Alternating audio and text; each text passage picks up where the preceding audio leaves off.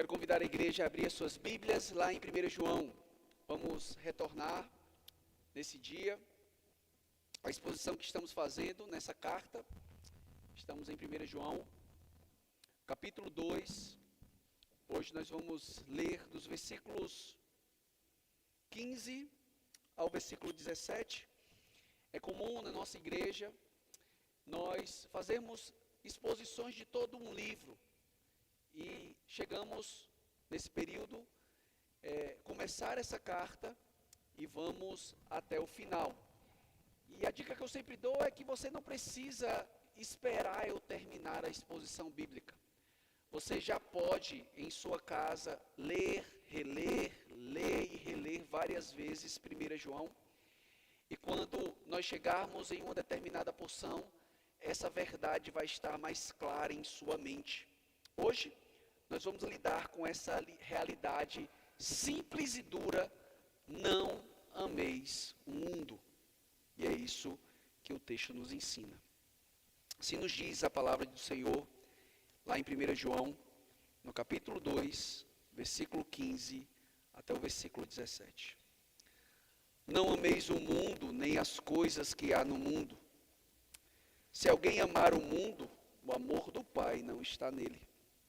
Porque tudo que há no mundo, a concupiscência da carne, a concupiscência dos olhos e a soberba da vida, não procede do Pai, mas procede do mundo. Ora, o mundo passa, bem como as suas concupiscências.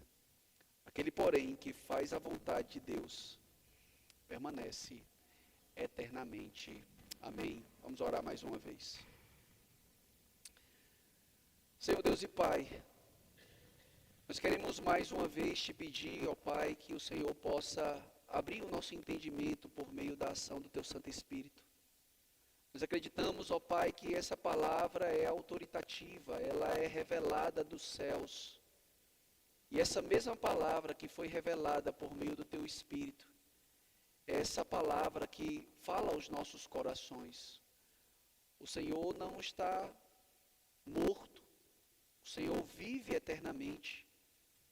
E por isso, ó Pai, que domingo após domingo, semana após semana, o Teu povo se reúne para ouvir a Tua voz. E nós sabemos que ouvimos a Tua voz por meio da pregação do Teu Evangelho, por meio da ação do Teu Santo Espírito. Quando a Tua palavra é pregada, é o Teu Espírito que fala aos nossos corações. Nós te pedimos mais uma vez, estampa os nossos ouvidos para contemplarmos a maravilha da Tua lei. Essa é a nossa oração, em nome de Jesus. Amém. Eu não sei se vocês já perceberam que, como cristãos, nós frequentemente vivemos em uma tensão. Nós basicamente cantamos isso em algum momento no nosso culto. Nós estamos pedindo, ora vem Senhor Jesus, ora vem Senhor Jesus, mas ao mesmo tempo queremos viver nesse mundo para a glória dele. Como é que vive assim? Nós pedimos que Jesus venha e transforme esse mundo nada, mas ao mesmo tempo a Bíblia nos ordena de nós transformar a nossa mente para que venhamos compreender ou desfrutar da boa e perfeita, agradável vontade de Deus. Hinos nos fala que nós somos forasteiros nesse mundo. Outros hinos falam que nós somos herdeiros desse mundo que pertence ao nosso Criador. Este mundo é do nosso Pai, e o mesmo Pai diz que esse aqui não é o nosso lar. Nós devemos nos engajar nesse mundo para viver para a glória de Deus, mas ao mesmo tempo Deus nos diz que, olha, tenha certeza que você não deve ficar com o seu coração fincado nesse mundo, achando que a sua verdadeira felicidade no que toca às realidades desse mundo vão se encontrar exclusivamente aqui. E qual é o sentimento correto? Devemos clamar a Deus, ora vem Senhor Jesus, ou devemos viver nesse mundo para a glória de Deus? João vai nos ensinar que devemos amar, que não devemos amar esse mundo, mas devemos viver nesse mundo. E para isso precisamos entender em qual sentido João está querendo usar a palavra mundo aqui e qual deve ser as implicações Se nós não entendermos isso, irmãos, provavelmente vamos pegar facetas da vida cristã e não vamos entender a realidade de vivermos nesse mundo, mas não pertencendo a esse mundo. E tal verdade precisa ser entendida, porque há um mandamento claro aqui, há uma natureza clara aqui sobre a realidade do mundo, e há um destino correto daquilo que o mundo vai passar. Logo hoje, João nos ensina que o verdadeiro cristão não ama o sistema desse mundo, porque ele é passageiro, corrupto e contrário à vontade de Deus. É simples assim que o texto nos ensina. Que o verdadeiro cristão, ele não ama o sistema desse mundo, porque ele é passageiro, corrupto e contrário a Deus. Bote seus olhos para o texto e observe mais uma vez como o texto nos dá um mandamento. Qual é o mandamento? Não ameis o mundo. O texto nos diz assim, versículo 15, parte A, não ameis o mundo, nem as coisas que há no mundo. Nós estamos lidando há algum tempo com essa carta maravilhosa. Essa carta de 1 João, que foi o próprio João mesmo, o mesmo que escreveu o Evangelho de João, o mesmo que escreveu o Apocalipse, o mesmo que escreveu 1 João, 2 João, 3 João. E nessa carta, de forma específica, ele tem propósitos. Lembre-se disso. Todo texto bíblico, ele não foi escrito como se Deus colocasse palavras ao vento. Deus, ele escreveu, usou os homens, inspirado pelo Espírito Santo, para escrever com propósito. E pelo menos, quando você começa a ler a carta, 3 propósitos acontecem. Primeiro, transmitir a segurança, ou seja, quando você vai ler lá 1 João capítulo 5, verso 13, ele diz que ele escreve essas coisas para que você possa ter segurança. E a ideia aqui é ter certeza da salvação. Mas ele não fala só isso. Ele quer não só transmitir segurança, mas ele quer promover segurança para os seus leitores. E por fim, ele quer neutralizar um falso ensino daquela época que tinha começado a surgir, conhecido como gnosticismo, onde ele diz que a matéria é má e as coisas espirituais são bons ou belos. E aí João vai fazer alguns testes. Ele vai falar do teste do amor fraternal, ele vai falar do teste da obediência aos mandamentos do Senhor, e ele vai falar o teste de crer em Jesus Cristo como seu Salvador. Nós chegamos já nessa segunda parte, no segundo capítulo, e lidamos já com alguns testes. E após João falar sobre pelo menos 2 testes, o teste do amor e o teste do mandamento, ele faz uma pausa e ele quer encorajar.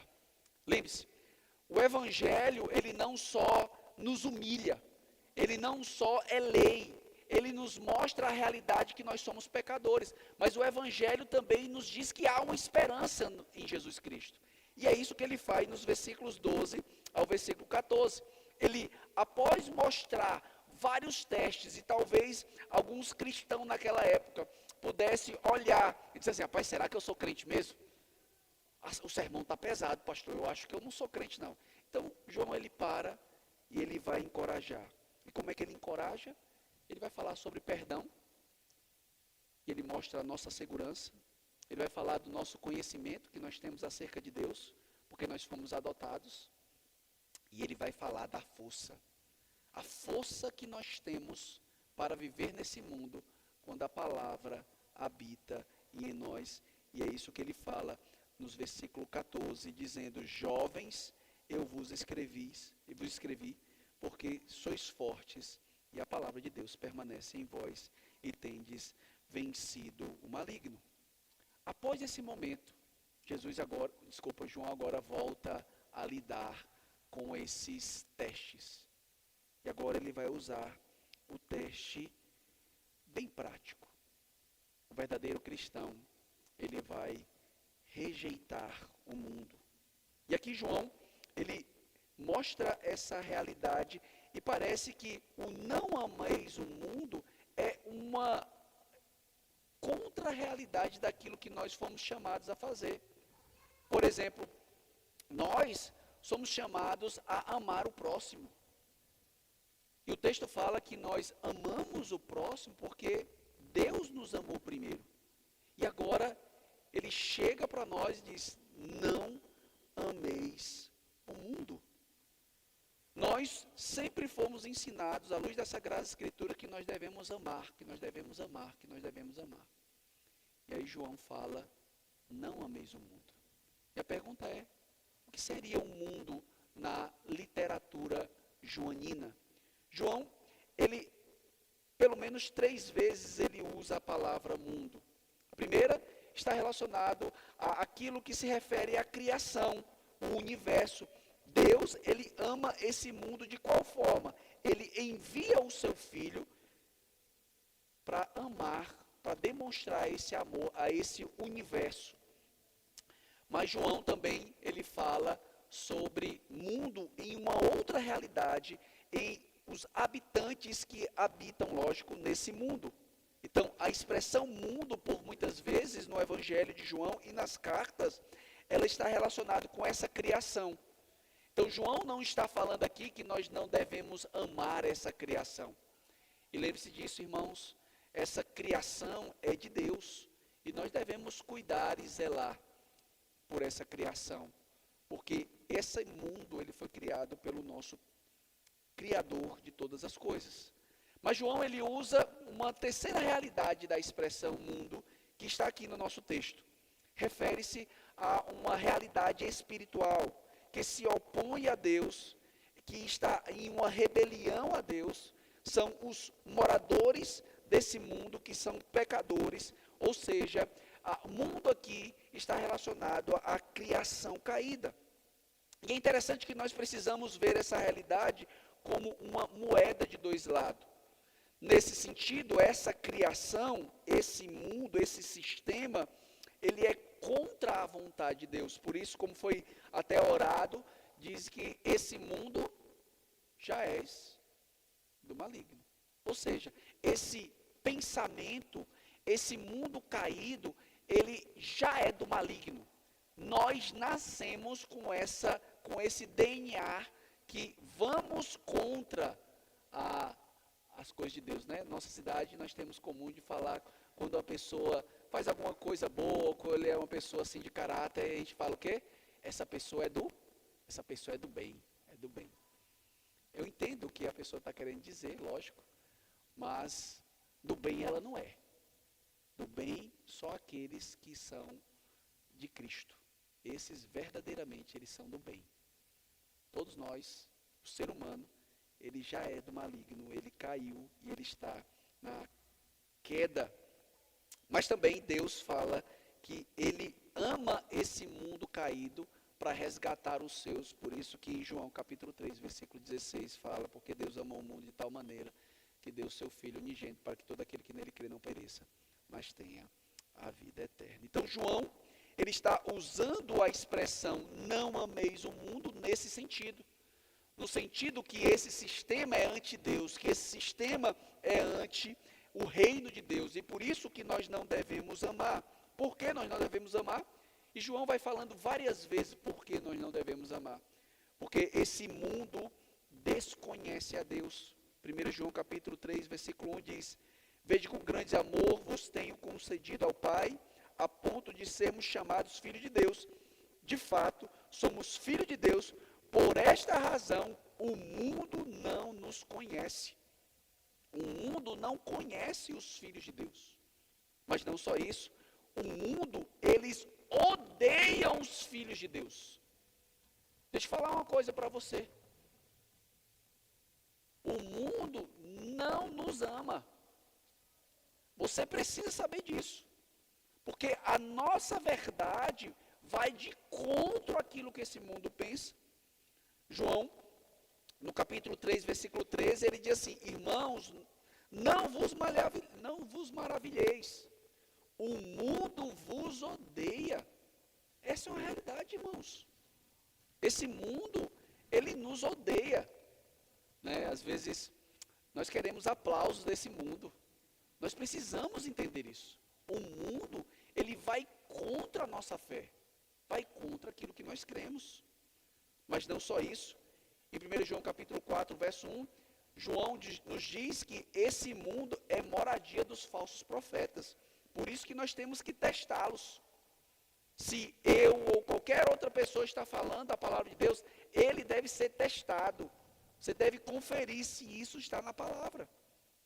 E em quarto lugar, porque nós não devemos amar esse mundo?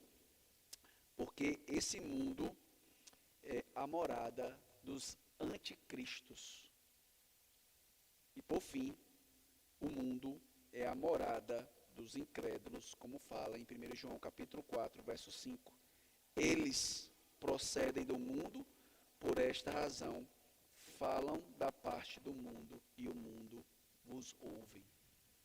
Ou seja, o mundo inteiro ele é controlado por um pensamento satânico, por um pensamento que vai de encontro à realidade daquilo que a igreja profere.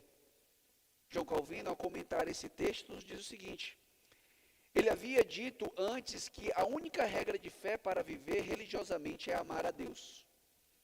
Mas como quando estamos ocupados com amor vão pelo mundo, desviamos todos os nossos pensamentos e afeições para outro caminho.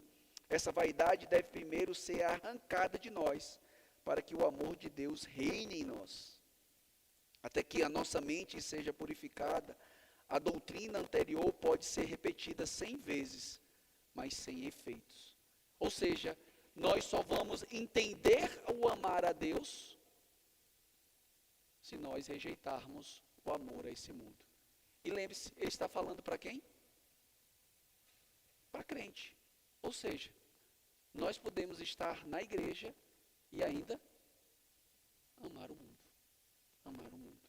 Por isso que Tiago nos diz: infiéis, não compreendeis que o amor ao mundo, ou a amizade ao mundo, é inimiga de Deus?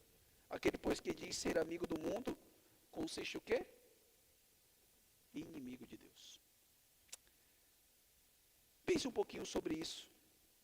Nós não podemos, irmãos, amar a Deus e amar esse sistema mundano ao mesmo tempo. O próprio Jesus já nos disse isso em Mateus capítulo 6, versículo 24. Ninguém pode servir a dois senhores, porque há de aborrecer um e amar o outro. O amor ao mundo é proibido e ele não é um sistema passivo. É uma devoção afetiva que nos leva à ação e à prioridade. O mundo que não podemos amar é uma personificação de ser anti-Deus, anti-Cristo, ante o reino dele. Quando a igreja, e quando eu falo igreja, pense em indivíduos, começa a buscar sucesso, aprovação pelos meus critérios, ele passa a amar outra coisa e não o próprio Deus. O cristão não deve amar esse sistema. E só dessa forma ele vai ser livre. As pessoas acham, irmãos, que quanto mais nós nos engajarmos nesse mundo, mais nós vamos ser felizes. Quanto mais nós tivermos o pensamento desse mundo, você vai ser escravo desse mundo.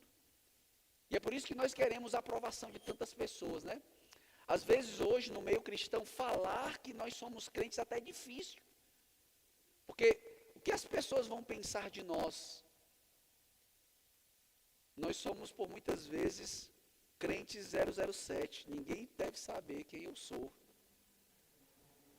Porque eu tenho vergonha de ser crente. Mas só quando você entende que quanto mais você ama a Deus e se declare em seu coração que não quer amar esse mundo, mais você vai viver nesse mundo para a glória de Deus e mais você vai ser feliz. E quanto isso não acontece, você vai buscar a aprovação desse mundo e vai buscar todos os dias a infelicidade do seu próprio coração. Em segundo lugar, não amar o mundo não nos faz viver fora do mundo.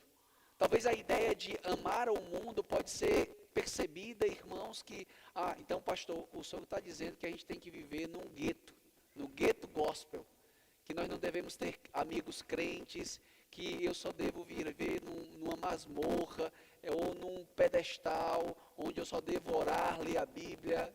Não, não é isso. O ponto aqui é que o pensamento desse mundo não determina aquilo que eu sou. E eu sabendo que eu sou, eu estou nesse mundo para mostrar quais são as minhas prioridades, o que me faz ter segurança, o que me faz viver para a glória de Deus. Esse é um primeiro mandamento. Não ame o mundo. Mas agora João ele nos fala sobre a natureza desse mundo. E ele vai falar que a natureza desse mundo ele tem desejos corrompidos. Observe que o versículo 15 ele diz o seguinte: não ameis o mundo, nem as coisas que há no mundo. A pergunta é, que coisas são essas? Agora João ele está mostrando a realidade do que, quais são essas coisas que sistematizam o pensamento ou a realidade desse mundo. E João agora, no versículo 16, vai falar sobre o que são essas coisas. E aí agora ele vai dizer, porque tudo que há no mundo, os desejos desse mundo, ou desculpa, os desejos da carne, os desejos dos olhos e a soberba da vida, não procede do Pai, mas procede do mundo.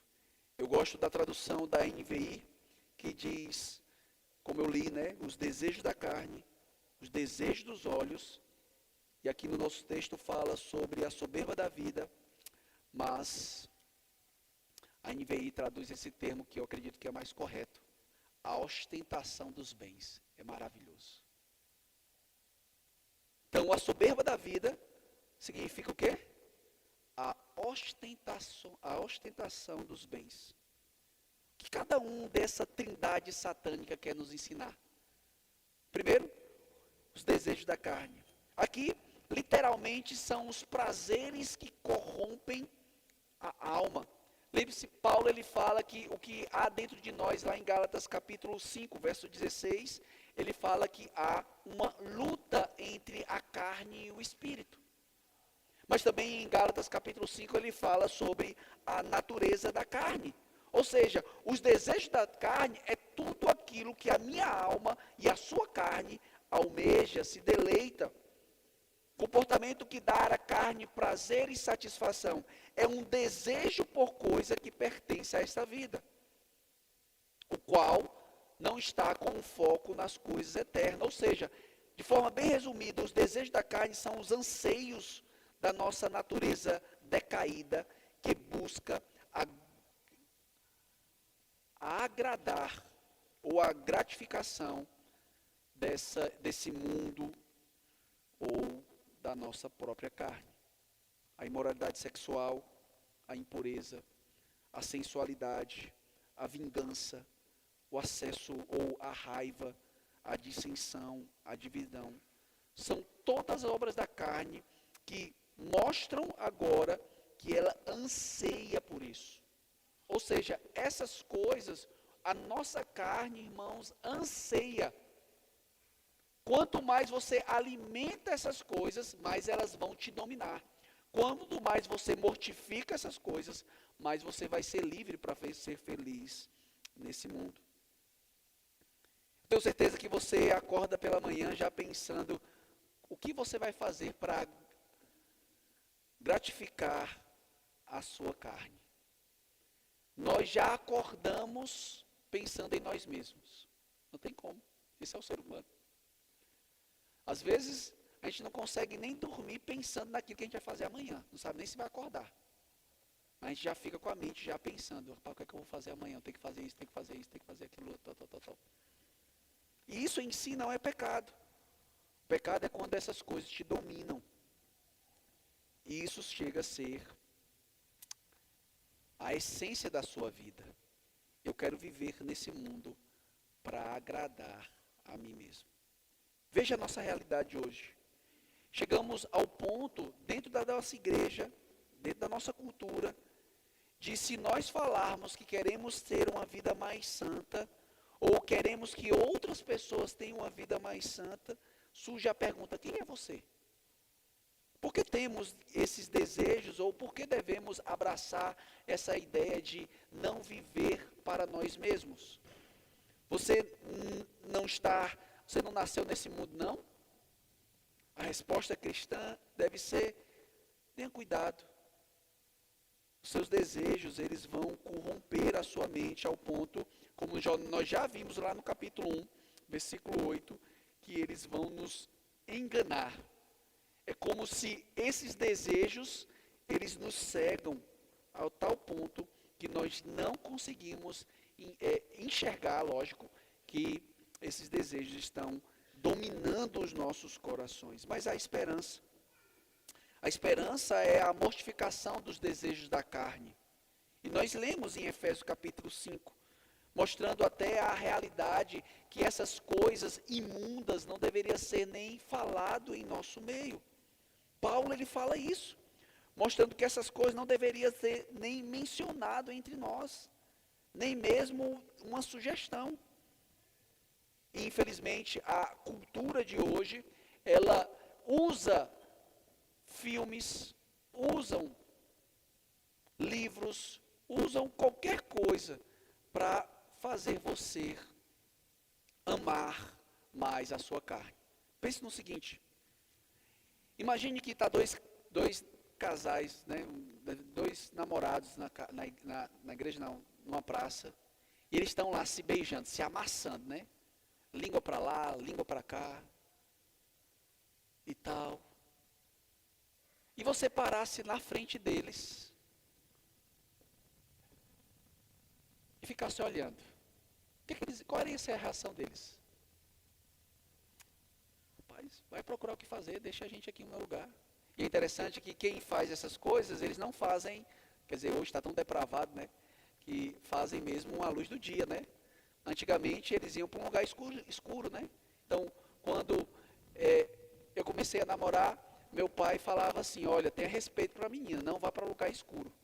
Porque ele sabia que se você fosse para lugar escuro, provavelmente eu queria fazer algo errado com ela.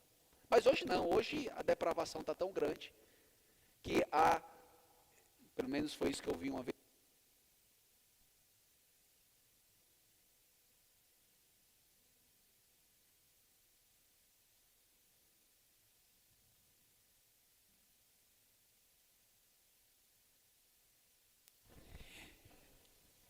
Isso tudo na praça. Mas e os filmes que nós assistimos? Está lá a cena de pornografia. Só não está acontecendo o ato em si. Mas aquilo nem mexe com a nossa cabeça mais. Aquilo ali é algo tranquilo. Ou seja, naquilo que é visível aos olhos do mundo, nós dizemos assim: rapaz, eu não faço isso, pastor. Não faço de jeito nenhum. Mas quando nós estamos assistindo filmes, acontece a mesma coisa que acontece numa praça. Só que nós estamos em o nosso ambiente privado. O que acontece? Isso vai alimentando a sua carne. Isso vai alimentando a sua carne. Eu não tenho nada contra dorama, né? Podem assistir à vontade. Pode assistir à vontade. Não tenho nem aí. Mas como isso alimenta, principalmente aquelas que estão solteiras, né? A pessoa, ela entra numa depressão porque ela está querendo o seu amor escolhido. Oh, rapaz, cadê o meu amor que não chega? Aí ela fica alimentando aquilo ali, ao invés de alimentar o seu coração com a graça divina. Eu posso passar a minha vida toda solteira, mas eu vou continuar glorificando a Deus, porque eu tenho o melhor marido do mundo, a saber, Jesus Cristo. Irmãos, não alimente a sua carne.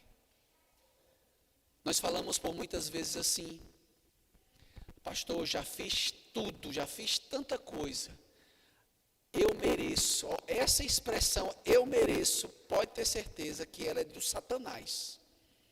Só pode. Você não merece nada.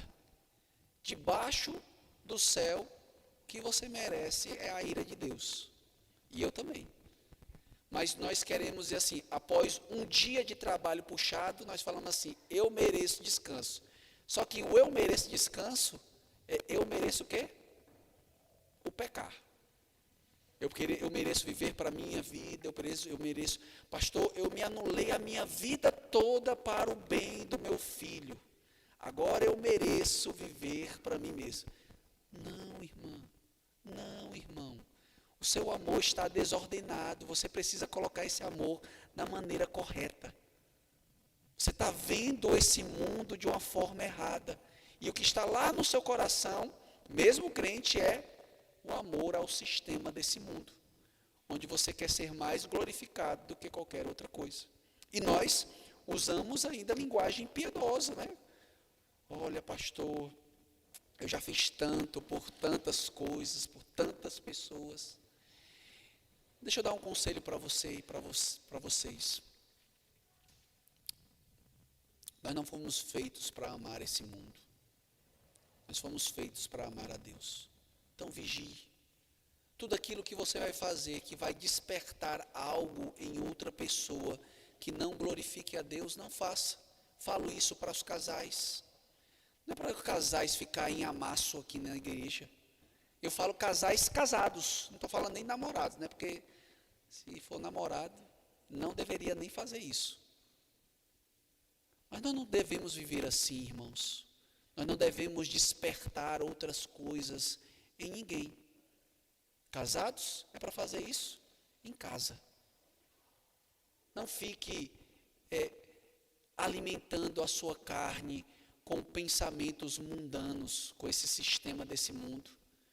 Que você deve ser mais honrado, né? Você deve ser mais glorificado, que você já serviu tanto à igreja e por isso todo mundo agora deve beijar aos seus pés. Não. Eu tenho dificuldade quando isso acontece também no meio da igreja. Não. Essa igreja é do Senhor Jesus Cristo. É a Ele que deve termos honra e glória. Isso não significa dizer que nós não devemos agradecer e respeitar aqueles que passaram por essa igreja. Mas eles não são os nossos deuses. Mas não só isso. Muitos cristãos querem ser influentes nessa sociedade. Eles querem fazer a diferença. Pastor, eu vim nesse mundo para deixar um legado. Eu quero deixar um legado nessa igreja. E nós devemos deixar, e o nosso maior legado, irmãos, é viver para a glória de Deus. Esse é o maior legado. Esse é o maior legado que você pode deixar para os seus filhos. E esse legado deve ser vivenciado de forma que sempre anele a glória de Deus. É por isso que certo homem chamado Matthew Henry, ele diz, o homem bom terá vergonha de falar sobre o que muitos homens maus não têm vergonha de fazer.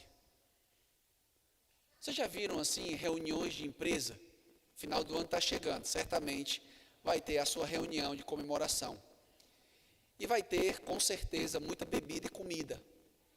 E aí quando o homem começa a beber e não tem controle, ele embriaga e consequentemente ele fica falando besteira. Isso acontece tanto com homem como mulher, né? E aí ele vai falar o quê?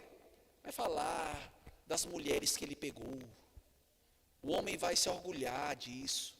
As mulheres vão falar sobre outras coisas. E tal, e vão se alimentando do pecado. E você está lá, na roda dos escarnecedores, rindo também. Rapaz, que legal, como assim? Você é um cristão, como é que é legal um negócio desse? Você não deve nem mencionar essas coisas, como Paulo nos diz. Mas João agora ele vai falar sobre outros desejos. Os desejos dos olhos. Os desejos da carne vêm de dentro, da nossa natureza caída. Os desejos dos olhos não. Os desejos dos olhos vêm de fora. E esse mundo vai nos mostrar essa realidade. Ele quer capturar a nossa mente para que nós venhamos cair em erros. Hoje à tarde eu estava escutando um vídeo que é uma leitura de um artigo. Ele estava falando sobre a queda dos pastores, que era a queda dos homens também, de qualquer homem. Ele começa a alimentar os olhos. E aí tem os feeds, né, do Instagram. Você vai passando, desculpa, é Instagram mesmo. Você vai passando, né? Aí tem lá uma mulher quase pelada. Você passou e volta de novo. Opa! Aí aquilo você vai alimentando com os seus olhos. Você vai alimentando mais com os seus olhos. E qual é a consequência disso? O Instagram, ele vai começar o quê? Te mandar mais. Te mandar mais. E aquilo você vai ficando no looping, alimentando os seus desejos da carne com os olhos. E a consequência é imoralidade sexual. E pode ter certeza disso, se você não frear esse pecado, sua carne vai querer mais. E provavelmente você vai cair em adultério. Algo que estava lá escondido. Estava lá só você e seu celular. E de repente aquilo ali foi alimentando. Foi assim que Adão e Eva caíram. Ela viu que a árvore era boa para comer. Era uma delícia aos seus próprios olhos. E nós pecamos por isso. Por isso, você precisa ter cuidado. As amadas irmãs precisam ter cuidado. Cuidado com as fotos no Instagram. Cuidado com a sua roupa, sim. Não, nós não somos a igreja conservadora, igreja batista conservadora, que as mulheres devem estar, todas elas de saia, com cabelo grande. Nós respeitamos isso. Se você quiser ficar assim, louvado seja Deus. Mas não significa dizer que agora que eu sou presbiteriano, agora eu vou viver uma vida assim, desleixada, roupas sensuais para chamar a atenção de outras pessoas. Não viva assim, minha amada irmã. Mas também, amados irmãos, cuidado com aquilo que você vê. Cuidado com essa realidade. Cuidado com os seus olhos. Cuidado com a internet. Cuidado. E aí, quando eu estava preparando esse sermão, automaticamente lembrei de um livro sobre coragem de ser protestante, e o autor ele fala o seguinte: a essência do orgulho está em tentar achar no eu aquilo que de fato só poderá ser encontrado em Deus. Sabe qual é a essência do orgulho? É você achar que em você mesmo você vai ser feliz sem Deus. Essa é a essência do orgulho. Nós não fazemos isso, irmãos, de forma deliberada. Nós fazemos isso de forma manipulada, usando outras coisas para colocar o nosso eu no centro e deixar Deus em segundo plano. E pensando nisso, eu tentei definir o que é o mundanismo, que nós tanto falamos. O mundanismo é tudo aquilo que faz o pecado parecer normal e a justiça parecer estranha. Simples assim. Sabe o que é uma pessoa mundana? Uma pessoa mundana, ela começa a achar que o pecado é algo normal. E a viver uma vida santa é uma vida estranha. Amar a Deus, buscar a felicidade por meio do Evangelho, viver uma vida como no lar, viver a vida para amar a esposa, para educar os filhos, como chefe do lar, trazer a sua família para a casa do Senhor, como chefe do lar, demonstrar e ajudar a sua esposa na vida comum do lar, se sacrificando para amar a sua esposa, as irmãs, sendo submissa à palavra de Deus, amando o seu marido, demonstrando o seu amor para com ele também. Isso é normal. Mas nós achamos que isso é estranho à realidade. Qual é a consequência disso? que viver uma vida distante da palavra de Deus é normal e viver a justiça de Deus é algo errado. Isso é mundanismo. E lembre-se, nós podemos pensar isso, pense em várias áreas. Talvez você está afirmado numa verdade que é um excelente marido para com sua esposa. Louvado seja Deus por isso. E as outras áreas? Todos nós temos que lutar, irmãos, com essa definição de mundanismo. Achar que tudo aquilo que nós fazemos com o pecado parece normal e a justiça parece estranha. Mas o texto termina ainda falando sobre a soberba da vida, como eu falei, sobre ostentação dos bens. Lembre-se, a Bíblia nunca condena que nós não devemos ter condições financeiras. Lembre-se, a Bíblia não diz assim, ó, agora que você é crente, você não pode trabalhar, você não pode ter carro, você não pode ter uma casa própria luxuosa. A Bíblia, ostentação dos bens não significa isso. Não significa isso. Não é isso que o texto está falando. O ponto aqui é se esses bens é tudo aquilo que eu vivo para conquistar essas coisas. Pastor, o meu propósito de vida nesse mundo é ter um carro importado, uma casa própria e dar uma boa herança para os meus filhos. Se esse é o seu propósito de vida, pode ter certeza que o que está no seu coração e no meu coração é a ostentação dos bens. Se a única coisa que você fala para o seu filho é cresça para você ser médico, cresça para você fazer isso, cresça para você fazer aquilo, e diante disso você vai ganhar muito dinheiro, o sistema do mundo já está no seu coração e você não sabe ainda. Se o propósito dele é só estudar para ganhar dinheiro, ele ainda não entendeu qual é a realidade. E é por isso que nós precisamos entender que quanto mais nós buscamos essas coisas, mais nós vamos nos destruir. É por isso que Jesus nos fala que Ele já tem nos dado tudo aquilo que nós temos para viver e que nós não devemos viver ansioso por esse mundo. Jesus nos lembra que estamos aqui por uma motivação correta, é viver para a glória dEle. E quanto nós não fazemos isso, nós vamos viver frustrados nesse mundo, porque sempre vamos querer algo mais, sempre vamos querer algo mais. O nosso coração nunca vai ter um contentamento em Deus. E como fala Lucas, que adianta ganhar o mundo inteiro? Que adianta, irmão? Você passar a sua vida toda correndo atrás de aquilo é passageiro. E você olhar para trás e diz assim, ó, não conquistei nada nesse mundo. Não conquistei nada para a eternidade. Eu conquistei muitas coisas nesse mundo. Eu conquistei títulos, reconhecimento popular. E é por isso que o mundo, a cada dia mais, que tem mais informação, é mais frustrado. É o nosso mundo, irmãos.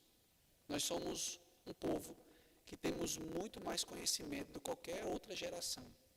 Temos muito mais facilidade com qualquer outra geração. Mas nós somos o povo mais frustrado que tem nesse mundo. Por quê?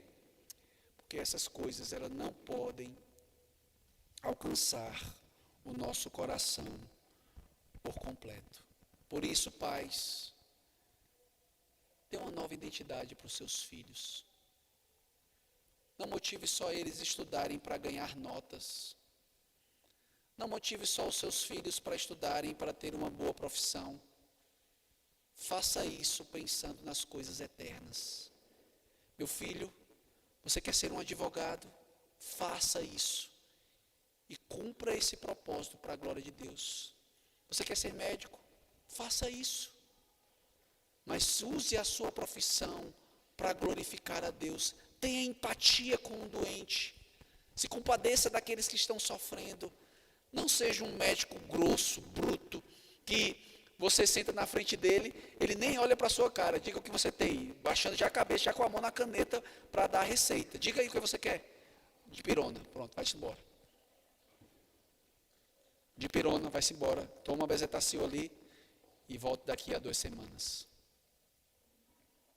Nós precisamos entender, irmãos, que a nossa vida é uma vida com propósito. Se nós vivermos para esse mundo, com base no sistema desse mundo, o que vai acontecer? Nós vamos para o terceiro e último ponto, que o destino do mundo é o fim, vai passar todas as coisas. Versículo 17. Ora, o mundo passa. O mundo aqui, sistema desse mundo. Bem como os seus desejos. Aquele, porém, que faz a vontade de Deus permanece para sempre. Agora João vai nos mostrar a ideia da realidade passageira desse mundo. Vai embora, desaparece. João nos lembra mais uma vez que esse sistema mundano está fadado ao declínio. Pense nos grandes impérios desse mundo, nos modismos culturais, né? Lembre-se, eu acho interessante, o que eu mais acho interessante são as modas, né? Antigamente, aquelas, não sou desse jeito, né? Mas aquelas calças que tinha as bocas da calça, boca de sino, né? Que chama, as calças mais largas. Vai lá da década de 80 e 90, meu pai usava, e com bigode, né? Com bigode. Aí passa, tal. Aí chegamos agora, voltou de novo. E ainda tem irmãos usando bigode aqui, rapaz, coisa linda, viu? O diácono aí, o Fabiano ali, chegou logo ali com o bigodezão. Brinca com ele, meu amigo. Ele está com um negocinho que, se você andar muito da igreja, ele dá só um choque em você. Leonardozão aí, já está chorando indo embora. Eita, rapaz. Usa esse bigode aí, não sei como é que Delane deixa. Mas tá bom. Uma graúna do lado de fora. Tudo bem, não tem problema. Mas olha só como a moda vai e volta. Mas passa. Passa. Ela não permanece. O pensamento desse mundo, irmãos, não consegue permanecer porque é passageiro. Não apenas a estrutura desse mundo, mas as paixões desse mundo, elas vão passar. E o que vai permanecer? O que vai permanecer é as verdades e a vontade de Deus. E qual seria a vontade de Deus? Dentro do seu contexto, a vontade de Deus é que nós não amemos esse mundo. Que nós não desejemos as coisas da carne. Que nós não alimentemos o pecado com os olhos. E que nós não vivemos nesse mundo por uma ostentação de bens. Isso é a vontade de Deus. Ou seja, por que nós devemos amar esse mundo? Observe que esses 3 versículos estão recheados dessa verdade. Primeiro, porque como fala no versículo 15, se alguém ama o mundo, o amor do Pai não está nele. Essa é a primeira verdade, porque você não deve amar o mundo. Você não deve amar o mundo, porque se você ama o mundo, o amor do Pai não está em você. Mas também no versículo 6, ele diz que esse amor não procede do Pai. Não procede do Pai, versículo 16, desculpa. Mas procede do mundo, esses desejos da carne, esses desejos dos olhos, a ostentação dos bens, não procede do Pai, mas desse mundo. E por fim, como fala o versículo 17, eles são passageiros. Pense agora na sua vida. Nós estamos acabando mais uma vez o ano de 2025. E chegando o ano de 2025, provavelmente você faz 2 coisas. Olha para o passado e fica em depressão, chorando. Eu não consegui fazer isso, eu não consegui fazer isso. Eu disse que no começo do ano eu ia fazer um regime, agora eu estou mais gordo. Né? A gente olha para trás e fica chorando com a depressão que a gente tem. Porque a gente planejou várias coisas no ano de 2024 e não fez nem a metade. Mas também a gente olha para frente. E ao olhar para o ano de 2026, quais são os seus planos? Seus planos envolvem só você? Envolve só a sua vida? Envolve só os seus prazeres? Envolve só as suas conquistas? Envolve só os seus bens? Envolve só as suas vitórias? O pensamento do mundo já está aí e você ainda não percebeu. Quando a nossos planos só pensamos em nossa felicidade e nossos desejos, nós podemos carregar a Bíblia debaixo do braço, mas nós estamos com o pensamento desse mundo. Nós estamos com o pensamento desse mundo.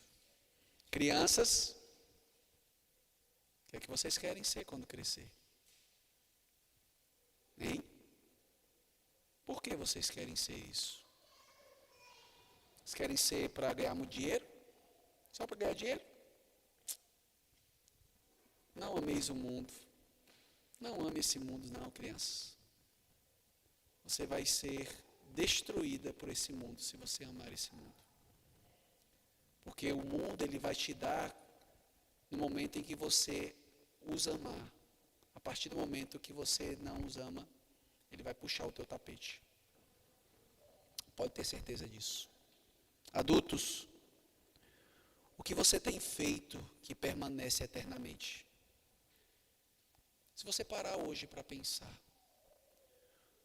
dentro da sua caminhada como cristão, o que você tem feito que vai permanecer eternamente? Nada. Nada que você faz nesse mundo vai permanecer eternamente. Se você falar para você mesmo hoje que nada que eu fiz nesse mundo vai permanecer eternamente. Pastor, eu vivi todas as coisas, mas se eu morrer agora, nada eu fiz para a eternidade. O amor do mundo está em você. E o meu desejo é que você não ame o mundo. Por quê? Porque dentro do nosso coração sempre vai ter essa tensão em amar a nós mesmos, ou seja, o mundo, e amar as coisas eternas. O texto nos falou sobre esses dois amores. O amor é pensado em nós mesmos. Ele quer ser servido. Ele quer que as outras pessoas tenham reconhecimento daquilo que nós fazemos. Ele quer viver para esse mundo de uma forma que essa pessoa possa ser o centro. Quando nós temos o amor do Pai, nós somos altruístas. Nós pensamos em servir, em dar. Lembre-se, mas nós não servimos para que as pessoas nos sirvam. Porque se você for esse pensamento, irmãos, pode ter certeza que muitas pessoas não vão lhe servir. Tenha certeza disso. Quanto mais nós nos aproximamos dele, mais a nossa alma anseia em viver esse mundo para a glória dele. Ou seja, amar a Deus não significa dizer que nós não devemos nos envolver nesse mundo. A única diferença é que o nosso amor agora vai estar em ordem. Eu amo a Deus acima de todas as coisas e eu vivo nesse mundo para a glória dele. O que eu quero fazer ainda mais nesse mundo é um reflexo daquilo que tudo que eu faço é para a glória dele. É para a glória dele. É para a glória dele. Se você... Eu não estava, né? Mas outras pessoas estavam aqui no dia que Eric foi lançar o seu livro. O Belo é o nome do livro? O Belo não. O Belo é outra questão, né? Mas me parece que eu já ouvi falar que ele simplesmente falou sobre a glória de Deus, a capacidade que Deus deu, a capacidade que Deus deu, a capacidade que Deus deu, e é isso que temos que fazer. Como é que Deus organiza uma igreja em 8 anos? Rapaz, foi a capacidade do pastor. Foi a capacidade dos irmãos da igreja se envolverem. Teve isso? Sim. Mas quem era o agente final, irmãos, sempre é a glória de Deus. É por isso que a gente não adora homens. Por quê? Porque quem está por trás de todas as nossas ações, de tudo aquilo que conquistamos, do nosso maior prazer, é que? Deus. Deus. E eu gostaria que você pudesse ser bem-aventurado. Entendesse que o amor do mundo não deve estar em seu coração. Quem é você? Você é amado por Cristo. Ele te resgatou das trevas para a maravilhosa luz. Viva para Ele, se engajando nesse mundo, fazendo todas as coisas com afinco. Quando você chegar em casa, depois de um dia de trabalho, você diz: rapaz, eu estou cansado, mas eu fiz tudo para a glória de Deus. Por quê? Porque foi Ele que me tirou das trevas. Você já está, como Paulo fala, nas regiões celestiais, Efésios capítulo 2, verso 6.